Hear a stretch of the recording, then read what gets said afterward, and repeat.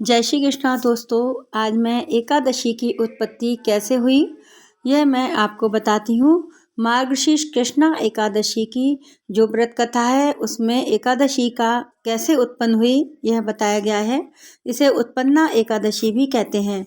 सूत जी कहने लगे, हे ऋषियों, इस व्रत का वृतांत और उत्पत्ति प्राचीन काल में भगवान कृष्ण ने अपने परम भक्त युधिष्ठिर से कही थी। वही मैं तुमसे कहता हूँ। एक समय युधिष्ठिर ने भगवान कृष्णचंद्र से पूछा, हे भगवान, एकादशी का व्रत किस विधि से किया जाता है और उसका क्या फल प्राप्त होता है? उपवास के दिन जो क्रिया की जाती है आप कृपा करके सब मुझसे कहिए। यह वचन सुनकर श्री कृष्ण कहने लगे कि हे युधिष्ठिर, मैं तुमसे एकादशी के व्रत का महात्म्य कहता हूँ। तुम एकाग्र चित्त होकर सुनो। सर्वप्रथम हेमंत ऋतु में मार्गशीर्ष कृष्णा एकादशी से इस व्रत को आरंभ करना चाहिए। दशमी को सायकाल में भोजन करके अच्छी तरह से दातुन करें, जिससे अन्न का कोई अंश मुंह में ना रह जाए। रात्रि को भोजन कदापि ना करें, अधिक ना बोलें। एकादशी के दिन प्रातः 4 बजे उठकर सबसे पहले व्रत का संकल्प करें, जिसकी विधि कहते हैं। अमुक संवत्सरे, संवत का नाम लें। मार्गशीर्ष मास कृष्ण पक्षे पुण्य पर्वणि एकादशी तिथि अमुक वासरे, वार का नाम लें। अमुक गोत्रोपन्न, अपने गोत्र का नाम लें। अमुक नामनोह, अपने नाम का उच्चारण करके। ब्राह्मण हो तो शर्माहम, क्षत्रिय हो तो वर्माहम, वैश्य हो तो गुप्तोहम और शूद्र हो तो दासोहम कहें। सकल जन्म जन्मांतर जितानि यानी पापानि तेषां शमनार्थ एकादशी व्रत महम करिष्ये। इसके पश्चात शौच आदि से निवृत्त होकर नदी, तालाब, बावड़ी या कुएं पर जाकर मिट्टी आदि लगाकर इस मंत्र को पढ़ता हुआ अश्वक्रांते, रथकांते, विष्णुकांते, वसुंधरे, उद घृतापि बराहणे कृष्णेन सतबाहुना मृतिके हर में पापम यन्म्या पूर्व संचितम त्वया हतेन पापेन गच्छामि परमाम गतिम। शुद्ध जल से स्नान करें। व्रत करने वाला चोर, पाखंडी, पर स्त्रीगामी, निंदक, मिथ्याभाषी और किसी प्रकार के पापी मनुष्य से बात ना करें। स्नान के पश्चात धूप, दीप, नैवेद्य आदि से 16 चीज़ों से भगवान का पूजन करें और रात को दीपदान करें। ये सब कर्म भक्ति और श्रद्धा युक्त होकर करें। रात्रि को सोना व प्रसंग नहीं करना चाहिए। सारी रात भजन कीर्तन आदि करना चाहिए और जो कुछ पहले जाने अनजाने में पाप किए हों उनकी क्षमा मांगनी चाहिए। धर्मात्मा पुरुषों को कृष्ण पक्ष तथा शुक्ल पक्ष दोनों एकादशियों को समान समझना चाहिए। जो मनुष्य ऊपर लिखी विधि के अनुसार एकादशी का व्रत करते हैं उन्हें शंखोद्वार तीर्थ में स्नान करके भगवान के दर्शन करने से जो फल प्राप्त होता है वह एकादशी व्रत के 16वें भाग के समान भी नहीं है। व्यतिपात के दिन दान देने का लाख गुना फल होता है। संक्रांति से 4 लाख गुना और सूर्य चंद्र ग्रहण में स्नान दान करने से जो फल प्राप्त होता है वही पुण्य एकादशी के दिन व्रत करने से प्राप्त होता है। अश्वमेध यज्ञ के करने से 100 गुना और 1 लाख तपस्वियों को 60 वर्ष तक भोजन कराने से 10 गुना, 10 ब्राह्मणों अथवा 100 ब्रह्मचारियों को भोजन कराने से 1000 गुना पुण्य भूमिदान करने से होता है। उससे 1000 गुना पुण्य कन्यादान करने से होता है और उससे 10 गुना पुण्य विद्यादान करने से होता है। विद्यादान से 10 गुना पुण्य भूखे को भोजन कराने से होता है। अन्नदान के समान इस संसार में कोई भी कार्य नहीं है जिससे देवता और पितर दोनों तृप्त होते हों, परंतु एकादशी का व्रत का पुण्य सबसे अधिक होता है। 1000 यज्ञों से भी अधिक इसका फल होता है। एकादशी के व्रत के प्रभाव देवताओं को भी दुर्लभ है। रात्रि को भोजन करने वाले को उपवास का आधा फल मिलता है। दिन में एक बार भोजन करने वाले को उसका आधा फल मिलता है, परंतु निर्जल व्रत रखने वाले का महात्म्य तो देवता भी वर्णन नहीं कर सकते। युधिष्ठिर कहने लगे, भगवान, आपने हजारों यज्ञ और लाख योद्धानों का एकादशी के व्रत के बराबर नहीं बताया। सो यह तिथि तिथियों में उत्तम कैसे हुई, यह आप विस्तार पूर्वक मुझसे कहिए। युधिष्ठिर के वचन सुनकर भगवान कहने लगे, हे युधिष्ठिर, सतयुग में मुर नाम का दैत्य उत्पन्न हुआ जो बड़ा बलवान और भयानक था। उस प्रचंड दैत्य ने इंद्र, आदित्य, वसु, वायु, अग्नि आदि सब देवताओं को पराजित करके भगा दिया।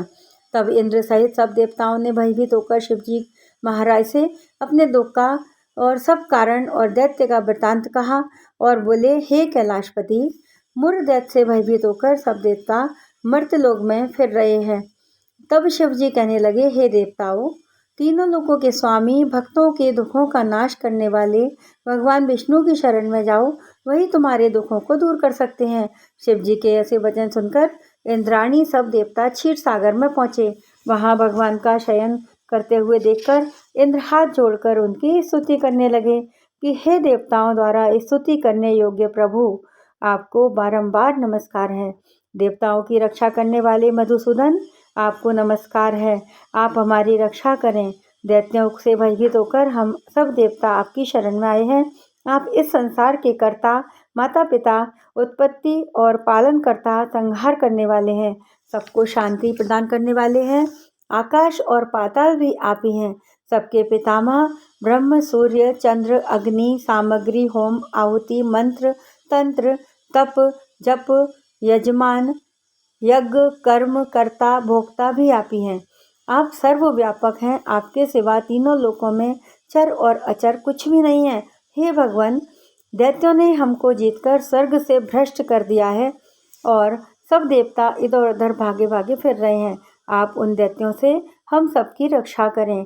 इंद्र के ऐसे वचन सुनकर भगवान विष्णु कहने लगे, हे इंद्र, ऐसा मायावी दैत्य कौन है जिसने सब देवताओं को जीत लिया है? उसका क्या नाम है? उसमें कितना बल है और किसके आश्रय में है तथा उसका स्थान कहाँ पर है? यह सब मुझसे कहो। भगवान के ऐसे वचन सुनकर इंद्र बोले, भगवान, प्राचीन समय में एक नाड़ी जंघ नाम राक्षस था। उसके महापराक्रमी और लोक विख्यात मुर नाम का एक पुत्र हुआ। उसकी चंद्रावती नाम की नगरी है। उसी ने सब देवताओं को स्वर्ग से निकालकर वहां अपना अधिकार कर लिया है। वह इंद्र, अग्नि, वरुण, यम, वायु, ईश, चंद्रमा, नैऋत्य आदि सबके स्थान पर अधिकार करके और सूर्य बनकर आप ही प्रकाश करता है। वह स्वयं मेघ बन बैठा है और सबसे अजय है। हे असुर निकंदन, उस दुष्ट को मारकर देवताओं को अजय बनाइए। इंद्र के ऐसे वचन सुनकर भगवान कहने लगे, हे देवताओं, मैं शीघ्र ही तुम्हारे शत्रु का संहार करूंगा। तुम चंद्रावती नगरी को जाओ। इस प्रकार कहकर भगवान सहित सब देवताओं ने चंद्रावती नगरी की ओर प्रस्थान किया। उस समय दैत्यपति मुर दैत्य सेना सहित युद्ध भूमि में गरज रहा था। उस बलवान असुर की गर्जना सुनकर सब देवता भय के मारे चारों दिशाओं में भागने लगे।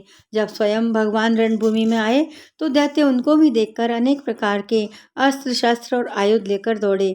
भगवान ने उनको आता देखकर सर्प के समान अपने बाणों से उनके शरीर को बींध डाला। बहुत से दैत्य उनके हाथों से मारे गए। केवल एक मुर ही जीवित बचा। वह अविचल भाव से भगवान के साथ युद्ध करता रहा। भगवान जो भी तीक्ष्ण बाण उसके शरीर में मारते, वह उसके लिए पुष्पों के समान हो जाते। शस्त्रों के प्रहार से उसका शरीर छिन्न भिन्न हो गया, परंतु फिर भी वह युद्ध करता ही रहा। अब वे आपस में मल्ल युद्ध करने लगे और 10,000 वर्ष तक उनका मल्ल युद्ध होता रहा, परंतु वह दैत्य भगवान से पराजित ना हुआ। तब भगवान विष्णु युद्ध से थककर बद्रिकाश्रम को चले गए और वहां पर एक हेमवती नाम की सुंदर गुफा थी। उसमें विश्राम करने के लिए अंदर प्रवेश कर गए। वह गुफा 12 योजन लंबी थी। उसका एक ही द्वार था। विष्णु भगवान वहां जाकर सो गए। वह दैत्य उनको सोया देखकर मारने के लिए उद्यत हुआ।